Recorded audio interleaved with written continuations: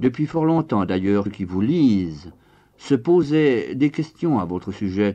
Ils s'émerveillaient de vous voir décrire avec tant de verve certains milieux genevois, en particulier ceux de la Société des Nations et ceux plus fermés de la haute bourgeoisie. Ces descriptions, je le dis pour nos éditeurs, on les trouve dans 2 romans chefs-d'œuvre de vous, Solal et Montgeclou, parus en 1930 et en 1938. La critique du monde entier avait salué comme des réussites extraordinaires ces 2 romans dans lesquels vivent avec une douce folie, avec une verve, une fantaisie éblouissante, 5 juifs méditerranéens issus d'un ghetto de Céphalonie, 5 juifs qui portent des noms charmants et inattendus, Saltiel, Montgeclou, Mattathias, Salomon et Michael.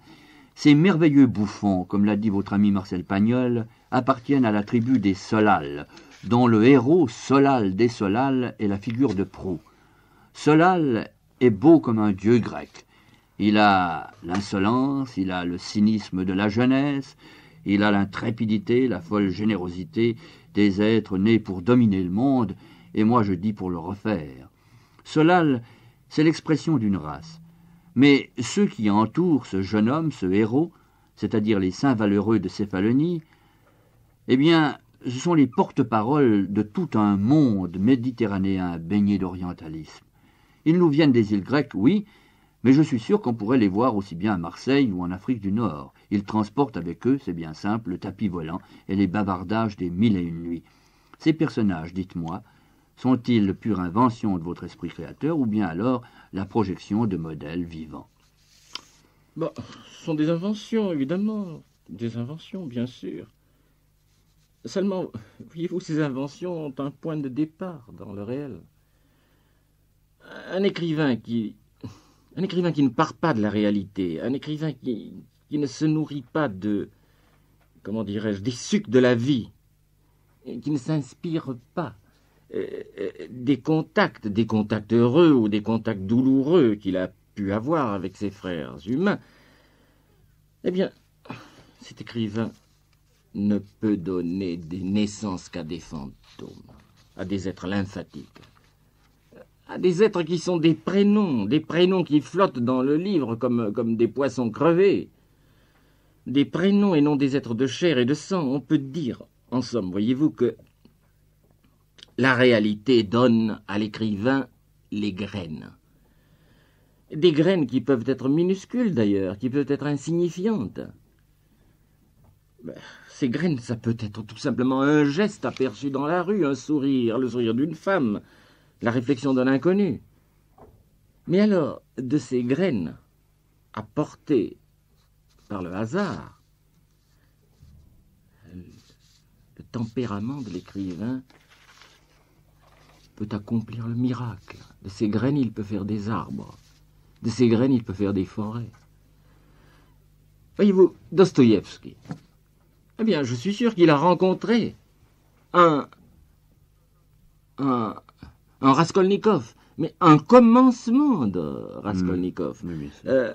Dans la vie réelle, je suis sûr que Tolstoï a rencontré une petite ébauche d'Anna Karénine, un pauvre petit essai d'Anna Karénine. Mais Tolstoï, de cette femme qu'il a rencontrée, eh bien, il en a fait quelque chose de plus vrai qu'elle-même, de plus complet qu'elle-même, de plus vivant qu'elle-même. Il en a fait la vraie Anna Karénine, oui. L'universelle. Oui, c'est d'ailleurs la fin de toute création littéraire, c'est de dépasser un modèle, parce qu'enfin, un écrivain ne peut pas être génial en étant constamment réaliste. Moi, ce qui me touche à la lecture de vos 2 romans, Solal et Montgeclou, c'est le caractère de chacun de ces personnages que vous avez décrits donc comme des graines, et qui sont plus que des graines, qui sont des arbres et avec des frondaisons, et ces frondaisons, ce sont les fils de ces gens. Saltiel, il émeut par un mélange de puérilité, de ruse, de poésie, de mensonge, de tendresse. Saltiel, c'est tout l'Orient et c'est toute la race juive. Salomon, c'est un autre aspect de cette race, c'est le petit pauvre, c'est l'humble marchand d'eau d'abricot qui se laisse conduire, qui se laisse duper aussi.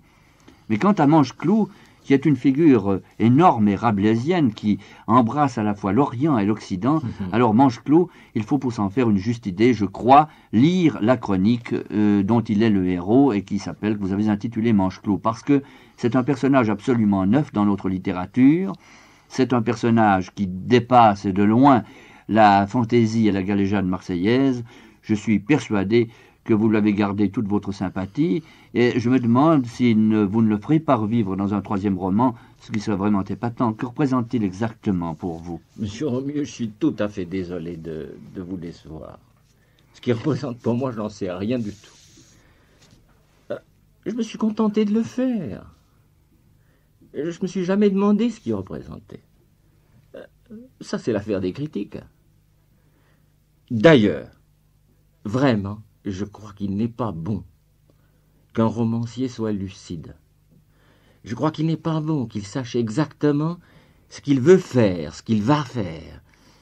Je crois qu'il n'est pas bon qu'il comprenne ce qu'il a fait. Je crois que l'intelligence stérilise, je crois que la préméditation stérilise. Je pourrais vous citer des exemples illustres de stérilisation par l'intelligence. Je crois que en matière de roman, on ne fait bien que ce qu'on fait avec quelque chose de mystérieux, quelque chose que j'appellerais vaguement les parties obscures de l'âme, que j'appellerais nos nébuleuses affectives, notre magma émotionnel. Croyez-vous qu'on pourrait définir Mancheclou comme l'homme qui fait semblant? Il est inapte à tout et, comme les enfants, il compense son inaptitude par les jeux de l'imaginaire. Il joue, il fait semblant. Il joue à être avocat et il s'en persuade. Il joue à être un grand financier, un grand politique. Est-il dupe? Je ne crois pas qu'il soit dupe. En somme, vous dites il joue, il fait semblant, mais cela me fait penser à une chose. Charlot aussi fait semblant. Oui, Charlot, qui est juif, je crois, fait semblant d'être peintre. Il fait semblant d'être pasteur ou gentleman de la plus haute distinction, ou boxeur ou séducteur de quelque belle fille. Et bien sûr, il n'arrive pas à séduire la jeune fille. Mancheclou non plus n'arrive à rien. Et tout au long de leur vie, Mancheclou et Charlot feront semblant comme les enfants. À cette seule exception, c'est que Charlot, lui, réussit, tandis que Mancheclou ne réussit pas, n'est-ce pas? Mais, est-ce que Mancheclou n'est pas plus heureux? Il est neurasthénique, pensez-vous? Car il est un peu neurasthénique. Oui, il ne se fait pas d'illusions sur ce qu'il est, mais il recouvre sa neurasthénie. Il recouvre sa neurasthénie avec une grande consommation de sensément. Et justement, vous venez de parler des enfants, c'est vrai. Les enfants, la consommation qu'ils font du mot sensément. Vous les entendez, n'est-ce pas, dire sensément que moi je suis le gendarme et sensément que toi tu es le voleur. Oui, bien sûr, oui. Écoutez, monsieur Romieux, je vous ai écouté tout à l'heure avec intérêt lorsque vous m'avez défini Mancheclou en me disant que c'est l'homme qui fait semblant. Oui, avec intérêt. Mais je crois que si un jour je reprends Mancheclou, je tâcherai d'oublier tout ce que vous m'avez dit.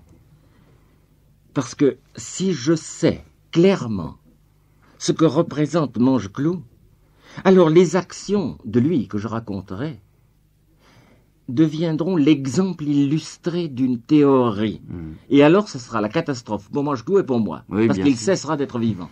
Oui. C'est alors que Mancheclou se stérilisera comme le grand écrivain dont vous parliez. Mais dont je n'ai pas dit le nom. Non, rassurons-nous. C'est d'ailleurs ce Mancheclou un personnage que Marcel Pagnol serait bien avisé de porter à l'écran. D'ailleurs, puisque nous reparlons de Marcel Pagnol, à votre tour, maintenant, nous vous le demandons d'évoquer ce Pagnol que vous aimez tant. Oui, je veux bien, volontiers, bien sûr. J'aime beaucoup parler de lui, mais dites, interrogez-moi, enfin, demandez-moi quelque chose. Eh bien, par exemple, vous nous avez parlé de Pagnol enfant, parlez-nous maintenant du Pagnol actuel, puisqu'il est si célèbre. Le Marcel Pagnol de maintenant, le grand auteur dramatique, qui est probablement l'exemple de la réussite la plus fulgurante de ces 20 ou 30 dernières années. L'académicien qui est couvert de gloire, qui est couvert d'honneur. Eh bien, Pagnol, c'est en même temps le plus simple et le moins pontifiant des êtres. Il est complètement naturel. Il n'est pas contaminé par le succès. Il n'est pas grisé par le succès. Je vous l'ai dit tout à l'heure, il est resté le petit garçon que j'ai connu, qui était si gentil, qui était si tendre. Oui, très tendre. Et à quoi pensez-vous, par exemple, quand vous parlez de cette tendresse? Eh bien, par exemple, je vais vous donner un exemple très simple, très quotidien de cette tendresse adolescente qui a été gardée par l'homme adulte, par l'homme mûr. Voilà l'exemple. Il y a quelques mois, je suis allé lui rendre visite. Il était à Mégève avec sa femme et son fils. Je suis resté 2 ou 3 jours là-bas. L'autocar qui devait me ramener à Genève partait très tôt le matin. Eh bien, mon gentil Marcel s'est levé à 5h30 du matin. Et savez-vous pourquoi il s'est levé à 5h30 du matin, tout embrouillé de sommeil, les cheveux tout défaits? Il s'est levé pour me préparer le café au lait. Il s'est levé pour me préparer les toasts. C'est ça. Et je le vois encore qui marchait sur la pointe des pieds pour ne pas réveiller sa femme et son fils qui dormaient. Après le café au lait, nous sommes sortis pour aller à la gare. Et il s'est aperçu que ma valise était très lourde. J'ai la manie d'emporter un tas de choses avec moi. Alors il m'a pris la valise de force. Il n'y a rien eu à faire. Il a voulu la porter tout seul jusqu'à la gare. Et je le revois en ce moment précis, je le revois qui portait cette très très lourde valise, le dos courbé. Il est vraiment très gentil. Oui, le type très rare d'académicien dont on peut dire en chic type. Mais Pagnol est pou et père, si je ne suis pas trop indiscret. Bon, Pagnol est pou et père, mais c'est un mari très aimant, c'est un très bon père. En somme, la vie de famille des Pagnol est une vie absolument idyllique. Jacqueline et Marcel sont très liés. Jacqueline adore Marcel, les deux adorent leur fils. Le petit Frédéric, justement, m'a dit, la veille de mon départ, vous savez, j'ai de la chance d'avoir un papa comme ça, moi. Frédéric, qui a 8 ans, a un album privé, un album un peu secret qu'il ne montre pas à tout le monde. Enfin, à moi, il l'a montré. Et cet album, il l'a intitulé « Album de mon papa ». Sur la première page de l'album, il a collé une pièce française de 10 francs, bien collée avec de la sécotine. Et dessous, il y a cette légende « Première pièce donnée par mon papa ». Je l'ai feuilleté cet album, alors sur la deuxième page, j'ai vu une petite touffe de cheveux, également collée à la sécotine. Et Frédéric dessous a écrit « Cheveux de mon papa ». Ce mon papa, ce qu'on peut l'entendre chez les Pagnols. Toutes les questions de Frédéric commencent « Dis, mon papa ». Quand j'étais à Genève, on entendait aussi beaucoup cette litanie dans le corridor. Cette litanie de Frédéric. « Où est mon ami pour la vie? Où est mon ami chéri ?» L'ami chéri, l'ami pour la vie, c'était moi. Pour vous dire encore 2 mots de l'album de mon papa, je vous dirai encore ceci. Oui, Frédéric a collé sur une des pages de l'album un très grand morceau de soie bleue, très belle soie, et cette soie, il l'a découpée en cachette dans le plus beau, dans le plus neuf des pyjamas de son père. Et dessous, il a écrit « Pyjama de mon papa ». Naturellement, pyjama, il a écrit avec 2 M. Voilà, je m'arrête, je crois que j'ai assez parlé.